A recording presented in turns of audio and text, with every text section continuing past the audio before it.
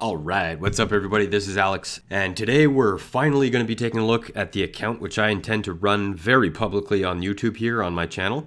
And so in this video we're going to be taking a look at exactly what this account is, what my goals are going into it, and a couple of other details so that you can be a little bit more familiar as we head into this. So the first thing I want to address with this account is where the money comes from. What exactly is this account? So a couple days ago, maybe it was yesterday actually, I posted a video that showed my complete account history, and that's what you're looking at right now on your screen. And so what you'll notice about two of these accounts is that the status listed in both is open. That's TFGO1, which is my second account, and the one that I just launched not long ago, which is TFGO2.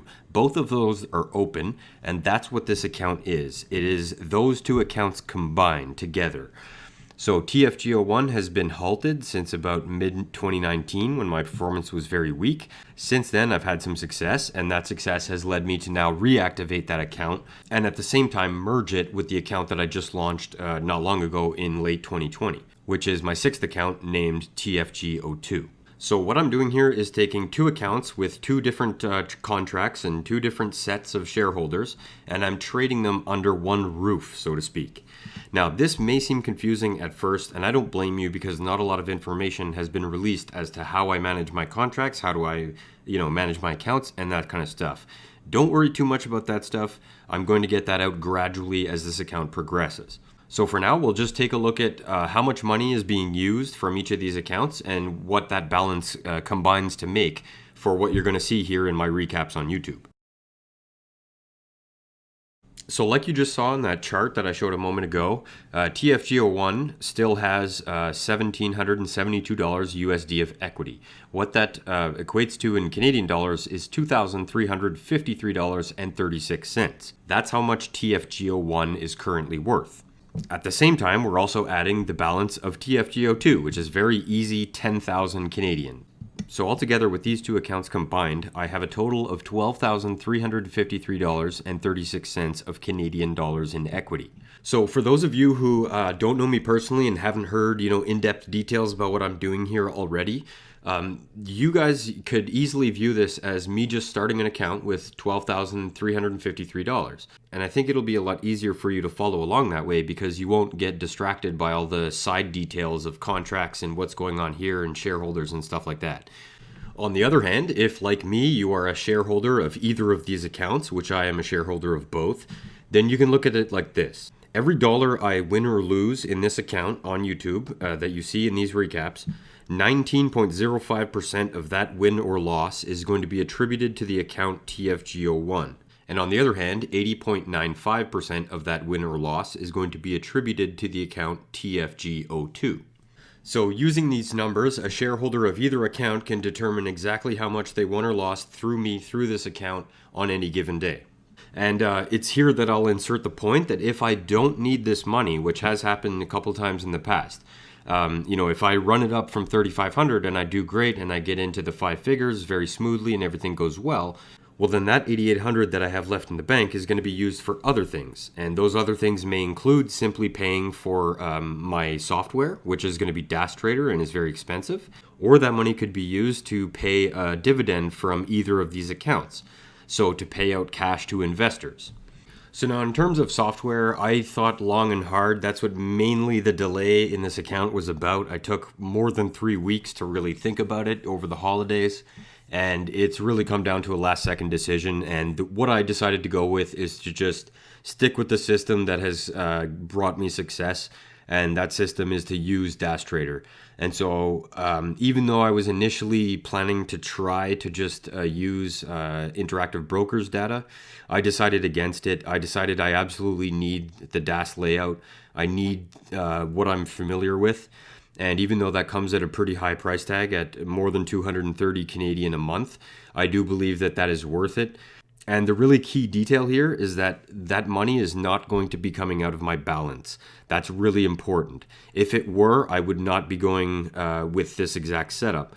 Now, I don't want to get carried away with too many what ifs, but I'll just close by saying if the money was coming out of my balance, I would have either gone with a cheaper data set or I would have gone with more cash up front, because otherwise it would drain too much of my money that I have available to trade. So all of this is to say that I'm going with this package from DAS. It's the Elite package, costs 175 USD per month. And I'm pretty sure, although I'm not 100%, that this is what I need. And I'll talk more about that in other videos. I'm not going to spend any time here. But just for reference, I'm using the Elite package from DAS Trader, and it costs 175 USD per month. Oh yeah, and given that I showed my IB account here early in the video, I'll state that I don't have any kind of live data package with IB. So if you're wondering why everything's delayed, even though this is a live account, it's because I don't have any data package right now. I'm awaiting the link, the confirmation that my account with DAS has been linked with my account with IB, which I expect to happen within the next 24 to 48 hours. So now that we've covered all the numbers and stuff, I'm going to talk a little bit about my goals, and it's going to be pretty difficult because my goals are extensive with this account. And of all the options I could choose from of what I should talk about, I think the most important detail here is my shareholder pool in each of these accounts. So in TFG01, my shareholder pool is made up of a lot of people with very small investments, and these people were with me since day one. I mean, these are the people who got me started. They invested in me at a time where I didn't have a lot of options. And so the emotional attachment that I have to this shareholder pool is unequaled, absolutely. And in addition to my own emotional attachment, which I assign myself, there's also the indisputable fact that these people have been waiting. I mean, I have been completely inactive in this account throughout the entirety of 2020. And meanwhile, I've made, close to $70,000 just on my own in trading during 2020. And I did it with money that wasn't theirs. And even though I took a lot of risk, a lot of personal risk in order to book that result in 2020, I do feel like a little bit like, oh, damn it, that could have been your money. And so there's a little bit of guilt on my end in that even though I do feel good about not using their money to take the risks that I did take early in 2020, I do think that was a good decision. There is still some residual guilt left because I did have a great amount of success, and that success could have happened with their dollar, but it didn't. And with the other account, with TFGO2, the one that I just funded, this one is very much a strategic move on my part. I took investments from many of the people who are currently training with me right now, my students, people I'm working with in whatever capacity, people that I believe that I might be able to invest in one day. And a lot of those people are struggling financially, especially right now with all the COVID, blocking people's, work avenues and stuff. And so for me, I mean, the pressure is pretty high right now. Not only do I get to pay off these investors that have been with me forever if I'm successful with this account, but I also get to create wealth for people who can get involved with me directly and can help expand my business. So if I fail completely with this account like I did in account number 4, the loss is going to be, just any other loss. But if I succeed, I mean, the benefits that I can reap out of this, the number of traders I'll be able to get set up if I'm successful in this account is massive. And so the pressure level is pretty high in this account, I would say. Now, because of the pressure and because of the little bit larger starting balance, or in fact a record high starting balance of this account, I am looking to be a lot safer in my approach than I have been. And this will probably be pretty shocking to those of you who have been trading alongside me in chat rooms for the last year, especially Clever Trading. If you guys from the chat room at Clever Trading, or if you're listening to this, I mean, you've heard me book pretty ridiculous wins on these, pretty fast runners, the halt ones, the ones that get halted. I mean, earlier, in July, I booked a $6,300 USD winner in a day. That was a record smasher. And in this account, things are going to be very different. This account is new to me in a lot of ways.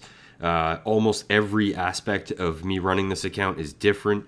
It's the first live public account that I've done. It's the first time that I've had 2 different accounts merged into the same balance. And the list goes on. I'm not going to get into it, but there are a lot of new things. And like I just mentioned, that's part of the reason why I decided to go with DAS instead of trying to learn something new, trying IB, is because it's not time for me to add another new thing to this account. There's already enough new stuff going on. There's already going to be enough, things to worry about around this account, and I don't need another thing stressing me out. And so that's mainly what curbed my decision into using DAS. And that's also what's curbing my decision in how I'm approaching this. Coming into this, I intend to take much smaller size up front. I'm not going to be looking for these 4-figure home runs. I'm going to be looking for more just base hits and trying to build it slowly. And, if my $230 expense to order Dash Trader services in the first month, if I don't finish January with more than $200 of profit to cover that, I'm not going to be concerned. This is very much a long-term project for me. I'm looking to make this the account that runs very deep and goes into the 6-figure range. And this is going to be the account where I learn how to trade really big size. And that's going to happen later. But in order to get to that later, I need to be very safe up front. And so that's really my main focus. And, so I'm going to be looking to downsize a lot of the moves that I was making in 2020. And I will insert the fact here that that's also partly because that I think the COVID vaccine rush is largely over, even though it's going to take several years for, vaccination to actually really take a significant effect. I do think that the bulk of the gold rush that took place in, the spring of 2020, that's pretty much over now. We're back to the normal times. And so I don't think it's really the time to be reaching for the stars and trying to be a hero and catch these home runs. I think it's a time to really approach cautiously and defend against losses way more than looking for wins. Now, the last thing I'm going to say about this account is for those of you who are not perhaps at the level that I am, which is not really that high in terms of success or experience, but it's probably higher than a lot of you. So if you're looking to learn from me, I highly recommend following this account. This is the one that's going to be very important. And, if you're short on money, if you want to get involved in trading and you're stuck in a shitty job that you don't like, you're the reason why I'm on YouTube right now, is to show you an honest representation of what the early or middle stages of education might look like. And in addition, I'm going to be trying to show what it looks like to trade for freedom trading, what is available to you, whoever you may be. I don't even need to know. But if you're looking to get involved in trading and you have the right attitude, the right motivation, and the will to learn and to sacrifice for what you want in life, then guess what? I might be your answer. And following me in this account is probably going to help guide your decision as to whether or not I am the right guy to get involved with for you. And I think that's the note that I'll end on, is that a huge part of my considerations on whether or not I was going to do this, whether or not I was going to even publicize any of this, it had to do with how I learned, because I learned from people doing, small account challenges, with the biggest example, of course, being Ross Cameron in 2017, who started with 700 USD. He likes to say 583, but it's actually 700. And anyway, he ran it into millions. And I feel like, learning from that may have cost me. I think it slowed me down. I think it actually hurt me. And I feel like if I had someone with a lower experience level who wasn't guaranteed to be successful, it would have been a lot more powerful and it would have helped me a lot.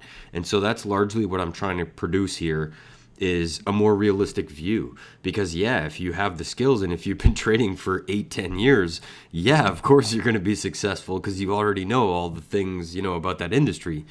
And even though my experience level is probably higher than a lot of you listening, it's not at a level where I'm guaranteed to succeed. I mean, like I said, I blew up my first ever account in 2020, in late, early summer of 2020.